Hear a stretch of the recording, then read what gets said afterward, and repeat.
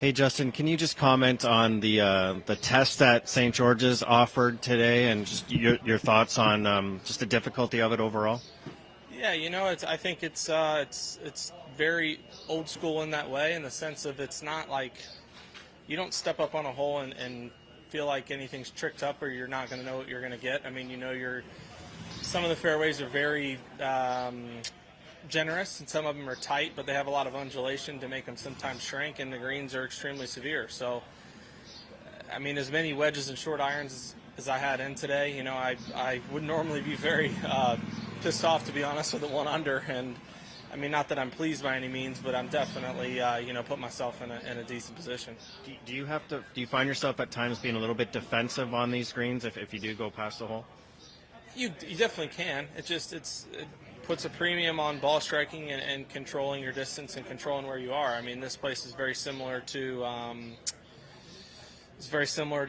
Southern Hills or how Augusta can be, and very similar to how next week is, to where pin high isn't always the answer. A lot of places you want to be pin high, be right next to it, but pin high for the most part out here is going to give you the severest breaking putt. So sometimes you want to be a little under on one direction of the hole, and not often you want to be past, but sometimes you do. And it's really just about getting very specific in terms of the numbers you want to hit and where you want to leave the ball. Justin, can you just get your reaction to the PGA Tour suspending the players that are over in the LIV now? Yeah, I mean, I'm pleased. I think anybody that's shocked clearly hasn't been listening to the message that Jay and everybody's been putting out.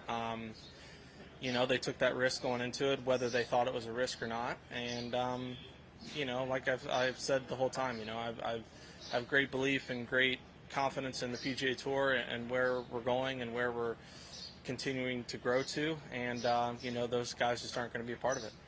With the Open next week, there's bound to be some players there that you have to run into. Do you think it will be an uncomfortable atmosphere, or what will that interaction be like, do you think, with Phil? And I don't know. I mean, I saw DJ last week at home, and it was fine.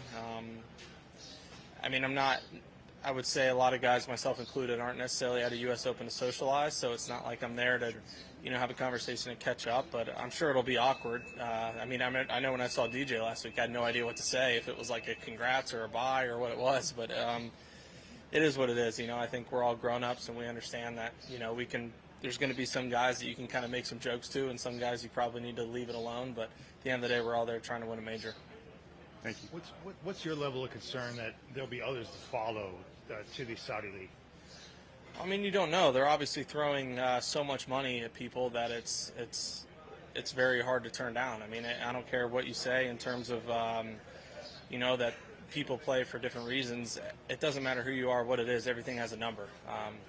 And they're reaching that number for some people, and I hope that they don't get others. But, I think a very strong core group of us is very stable and firm in our position, and I hope that it stays that way. Thanks.